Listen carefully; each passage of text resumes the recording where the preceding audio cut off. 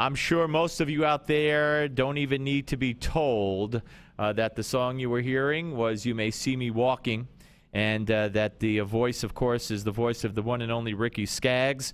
And we are just so thrilled to welcome the legend, 14-time Grammy Award winner, country, bluegrass, gospel legend to the show. Hello, sir. How are you, Ricky? I'm doing great. Boy, that was a young Ricky Skaggs. Yeah, very young Wow. Ricky Skaggs. Yes, well, that's right. The picture was very young. But, you know, hey, we always like to shoot for that. But I got to tell you, we take it right up to the present, and I'll work backwards here. You're going to be touring with Bruce Hornsby. You got a new live concert album coming out also today, I think, right? So everything's coming out. It actually came out earlier in the week, okay. and we're just really excited about it. It already hit #1 on the Billboard's Bluegrass charts that they have.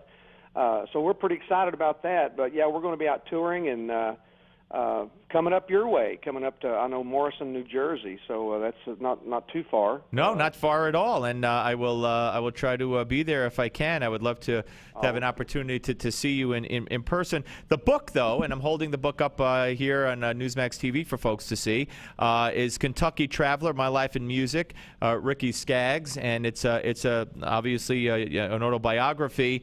And there's so much in here, and of course I'm sure this book is going to be a very quick bestseller. But you know what I'm struck by, and I'm struck by that when you started in country. You know, we think of country as nowadays, you know, people talk about religion and God and faith almost, you know, it almost goes without saying. But back then, when you started out, that wasn't the case.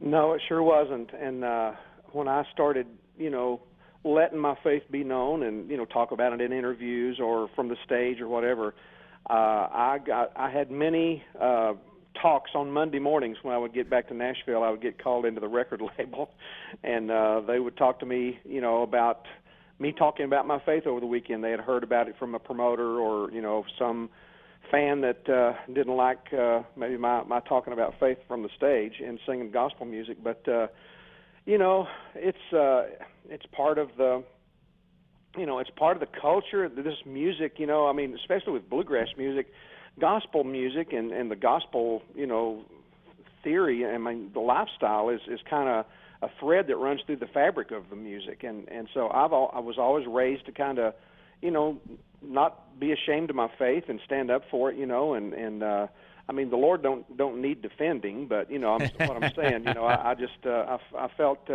you know, there was times that I just wanted to share, you know, what was on my heart. Absolutely, and that's you know, the music has evolved to where, as I said, as a listener, I mean, that seems to be more and more commonplace. Certainly, you know, the story in here talks about your marriage and how success affected your personal life, and that's not uncommon at all. But there is an instance here where you're you know, I have a 13-year-old boy, and you have your son Andrew at the time, 7 years old, was hit by a stray bullet.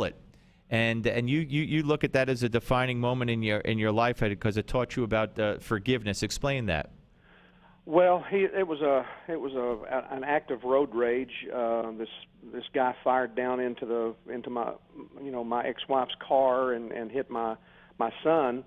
And I went to the hospital to see him. You know, they put him in Roanoke, Virginia, and I was living in Nashville, and so I got up to see him as quick as I could, and you know, just seeing him lay there with a bullet hole in his face, you know, I was enraged myself, you know, and all these awful feelings came over me about, you know, revenge and, you know, I hope this guy rots, you know, I mean. Sure, natural stuff, thought, absolutely, you know? yep. And, so, you know, I was saying something to Andrew about it, you know, and, you know, I'm really sorry, son, and I know they're going to catch that guy and they're going to get him and this, that, and the other, and he just looked up at me, and, you know, with this little swollen mouth, you know, and he just said, "Dad, we got to forgive him because he doesn't know Jesus. You know, he's got a sad heart. He's got you know, his heart is lost, you know." And boy, when he said that, it was like a bolt of lightning went through me, because everything that I had tried to teach my children about forgiveness and about the right way to live, you know.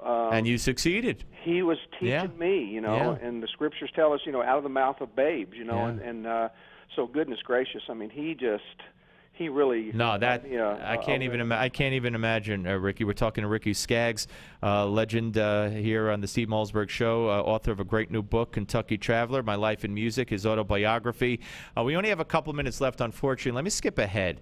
A lot of controversy about different form of music, if you want to call it that, and what took place on the MTV Music Awards with Miley Cyrus.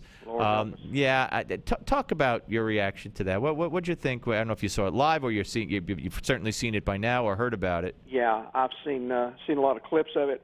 Well, she's a lost little girl, and that's there's something in her heart that she is crying out for attention in the wrong places, and I've known Billy Ray for many years. I figured so, yeah. And when they lived here in Nashville, and we would see each other, frequently, at different events, and I'm just, I don't know, I don't know what to say. I mean, I can't imagine that he is proud of that. I can't imagine that any of us. We love our kids, and we'll go to the wall for our kids, and cover them. But something like that, it's that's just hard to figure out. I hear you. I know she was. Well, Ricky, we're up against the clock, unfortunately. But listen, great, best of luck with the book, Kentucky Traveler, and with the new album with Bruce Hornsby and Cluck Ol' Hen, I think is called, and also the tour that you're going to be undertaking this fall. Well, I hope you can come out and see us, Steve. We'd love to see you. I'd love to do that. Got to go. Ricky Skaggs, ladies and gentlemen, Steve Malzberg Show.